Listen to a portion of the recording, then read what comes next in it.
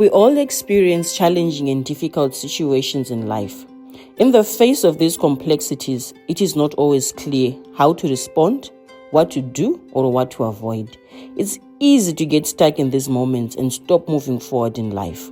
Wholeness with Naomi is a program that explores our experiences with such encounters and provides tools and strategies that can enable anyone facing these hardships to continue walking their path in life.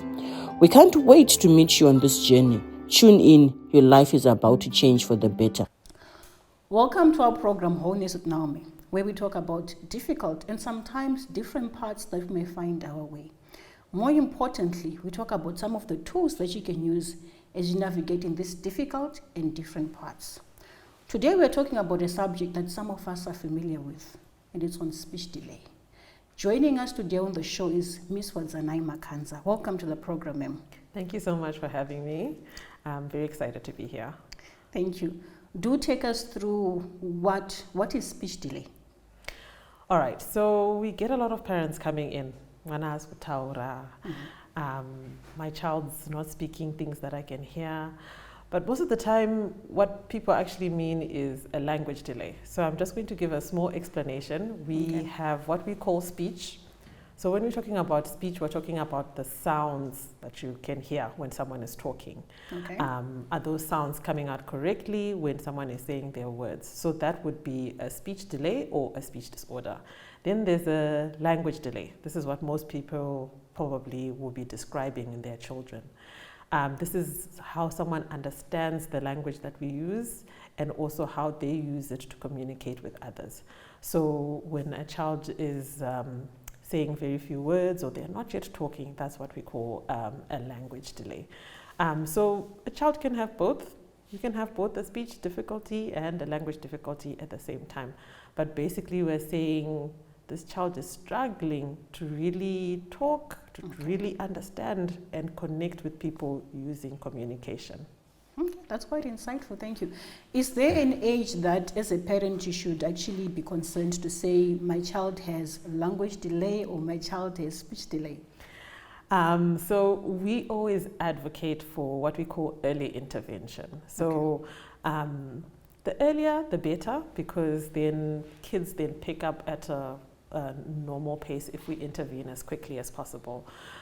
So I would say at about 2 is when we can start being a bit worried if a child is not using any words or not communicating adequately.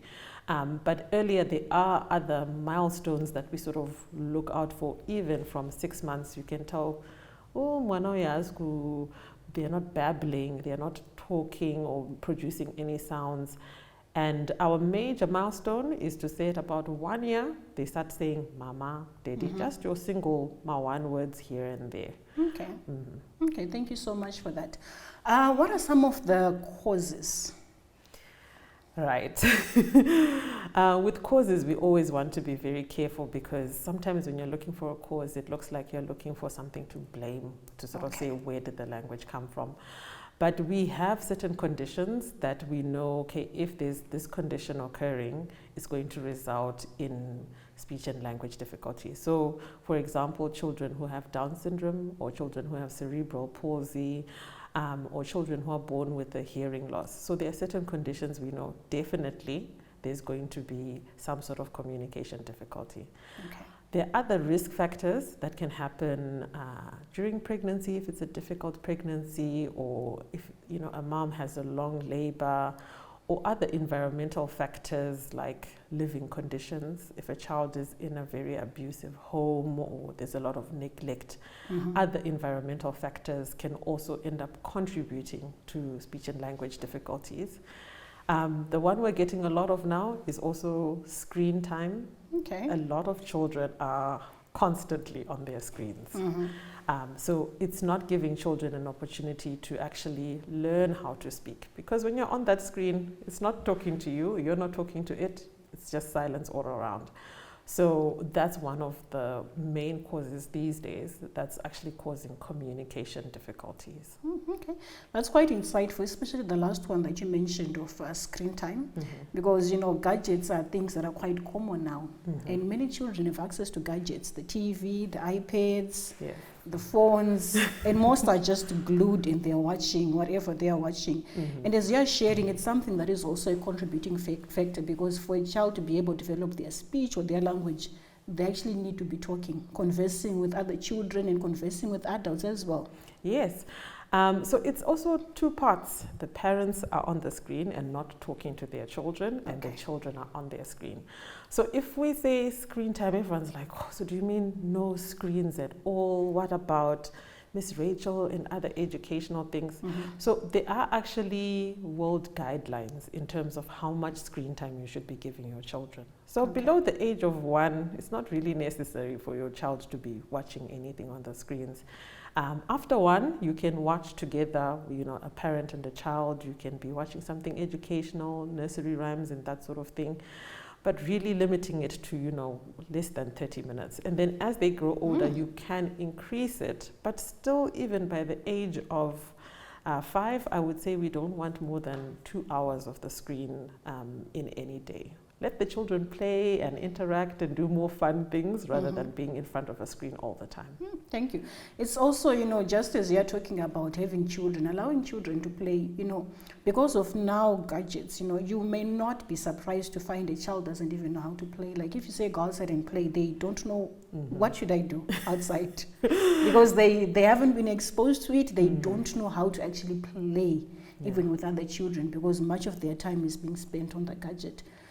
Definitely. We grew up in a different time. We would go outside, we know our neighbors, we're playing with all the children from next door and doing all of that. Our kids are growing up in quite a different environment. They're, indoors, you're just watching your TV and your screens. And then it's affecting how children are communicating, but even your gross motor skills, learning how to jump, learning how to climb and things like that. So we're also concerned about the overall development of the child. Even social skills, how do they actually learn how to play with other kids? Some of them, they can't share, they start school now and, they're fighting with other kids, or they just want to play by themselves because they're not developing those social skills that they develop during play. Thank you. A lot, parents, as you're watching and listening, a child learns a lot as they interact with other children, even with yourself as well. They learn social skills, they learn how to converse, they develop motor skills. And as we're talking about the subject of speech and language delay, it's something that is greatly improved when you actually put tablets, when you put gadgets away during dinner time, during lunch time, and you get to engage and talk as a family. Do join me in the next segment as we continue with this discussion. Thank you.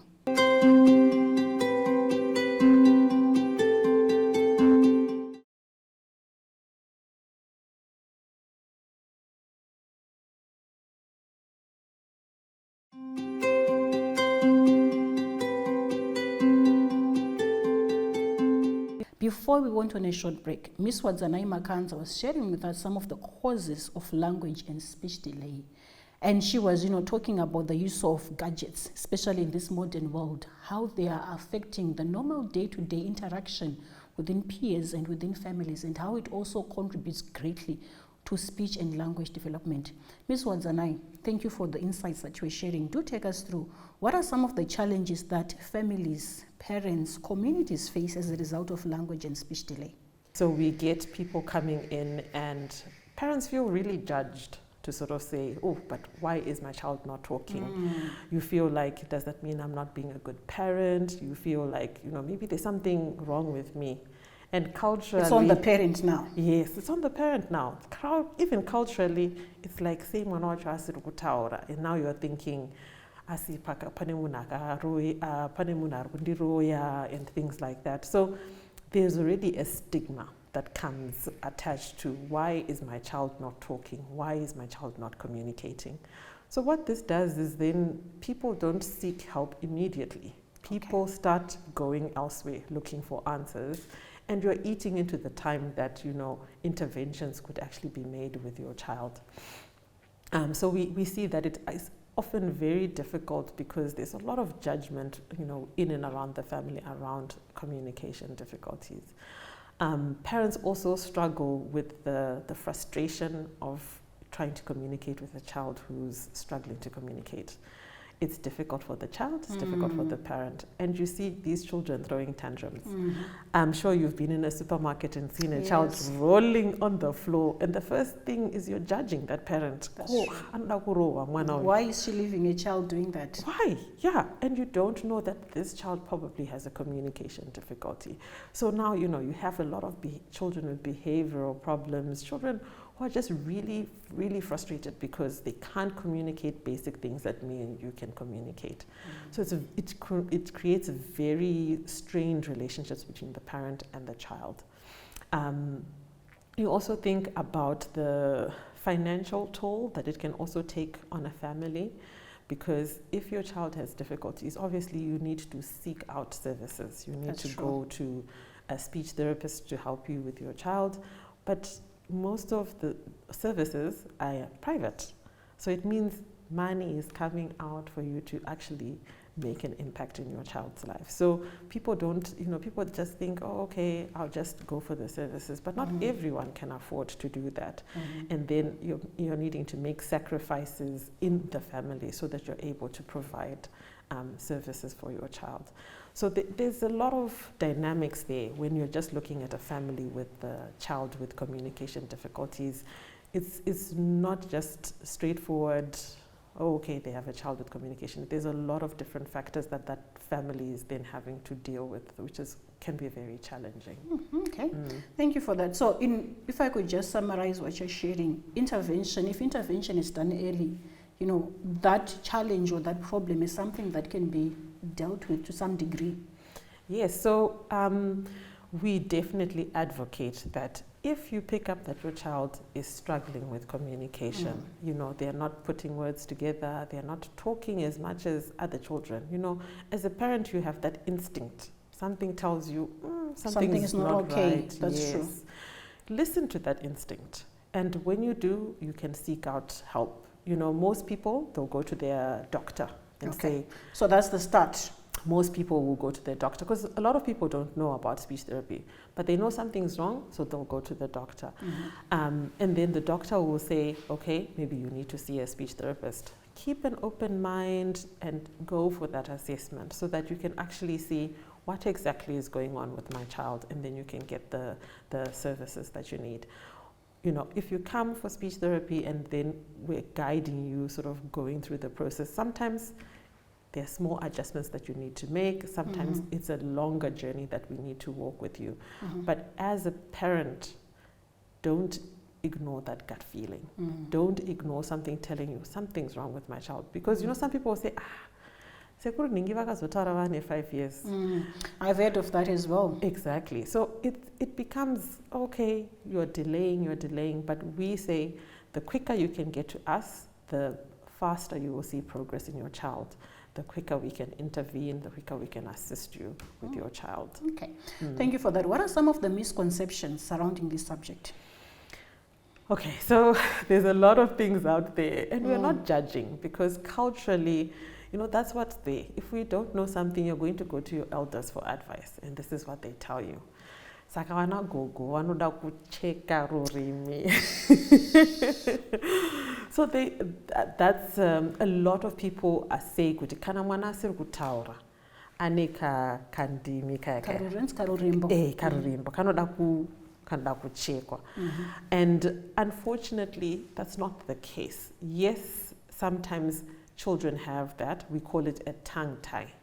Yes, sometimes children have that, and you do need to go and see an ENT, and then they can cut it, and then they talk. But children who have that, they're still talking. They're talking, they're communicating, but some of their sounds are not being produced correctly. But if you have a child who's not saying any words at all, or they're just saying 1 or 2 words here and there, chances are it's not because of that. The tongue tie. It's not because of the tongue tie. We also have issues here, witchcraft, a lot. But before you go there, Ms. Wadzanai, this is something that I also just want to sit on a little bit more, because I've heard it, you know, I've also been at a place where my own daughter had challenges in speech as well, you know. The tongue tie that you're talking about and how it's done within the community, it's being done in a place which is not sterile. Ndana Gogo, yes, Ndana Gogo, we appreciate them in our community and in our society. But where we are talking about something that needs to be cut, go to a registered health center. A lot is involved.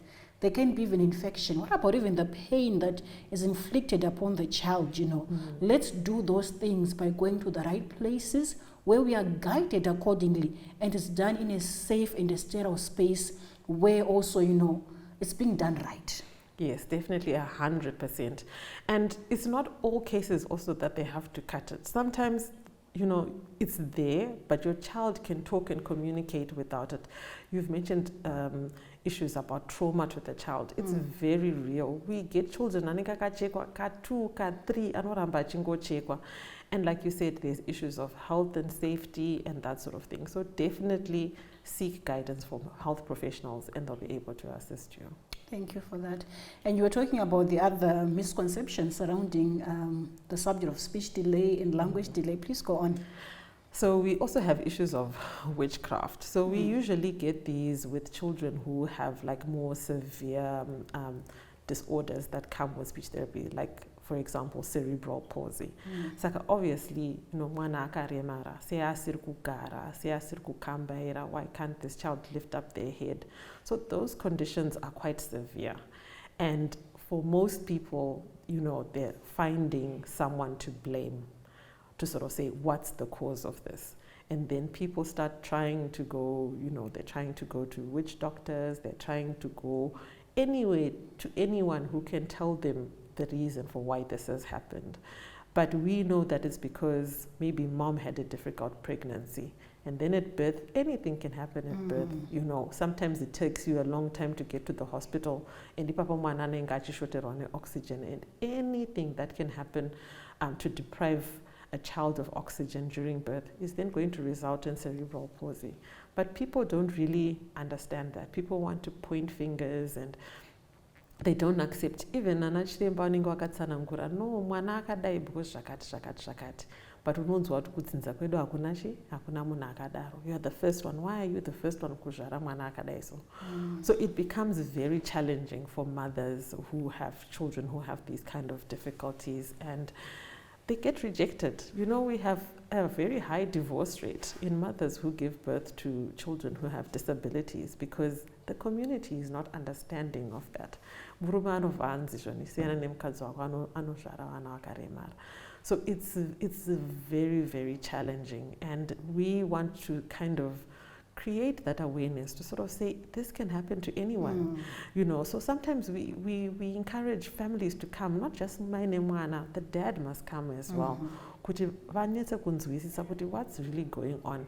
You have a mother who maybe her first child was born with cerebral palsy, 2, 3, 4 children after that, they're perfectly fine, they're perfectly healthy.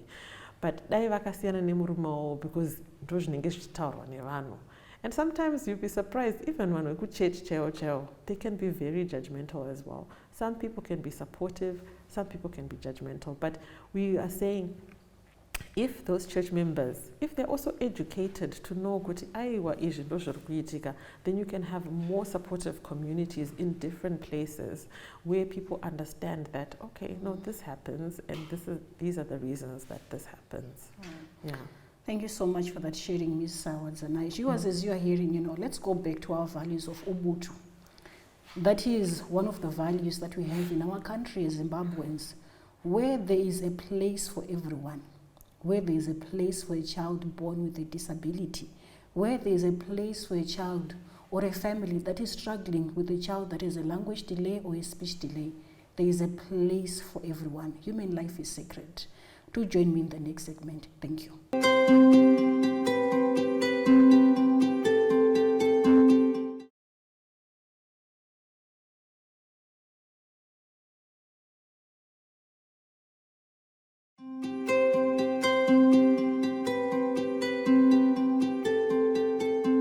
Welcome back, viewers, to our program Wholeness with Naomi. And today we're talking about speech delay and also language delay. Ms. Wadzanai, do share with us, for families that have found that they have a child that has a language or a speech delay, what are some of the tools that families can use that can help them navigate in this journey? All right, so that's a great question because this is things that anyone can do. You don't have to be a professional to do this. This is things that you can do at home. So the first thing is that communication takes two people. You need to talk to your children. Okay. All right, let's talk to our children every single day in everything that we are doing. Let's communicate with them.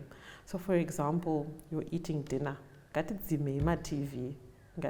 Put away those gadgets and talk and communicate to your child during meal times. Talk about what you're eating in your plate. Oh, look, today I'm eating rice and there's chicken in my plate. That's how your child's going to know about the type of food that you eat in your home. It's bath time, right? Let's bath. What are we bathing? Soro, maziso, nzeve. They're actually learning and developing all of that language as you're doing everyday activities. We know people are busy. You're at work, you're doing everything. So we're saying just my everyday activities that you do daily with your child. Talk to them through those activities so that they can actually pick up language. Another really good one is reading to your children. This helps them expand their vocabulary. So you can get any books that you have available. The trick is to adapt the language to the level of your child. So if it's a smaller child, you use easier language. You're using smaller words, easier vocabulary, pointing to the pictures so that they're engaging in the pictures. But that is really helpful to talk to your children. And then we also say, whatever your child is saying, you can expand on that. So maybe they've pointed, oh, mommy, car, which is great. Then you can say, yes, that's a blue car. You've added an adjective to describe that car. Or you can say, oh, that's a big car. Or that car is going fast. So you're just adding a little bit to what they've said, which is really, really helpful for their communication. And then one other little tip that you can also use is that when you're talking and communicating with your child, let's be face to face. Okay. All right. Because facing each other. Facing each other. We ask that you kind of come down to the level of your child. Because when you're face to face, they can read your facial expressions. Mommy is happy, mommy is sad, mommy is angry. They can also see what's happening with your mouth. How are you moving your mouth? How are you pronouncing your words? And then this also helps them improve their speech. But it also improves the connection between you and your child. You are better able to read the cues that they are giving. Are they more frustrated?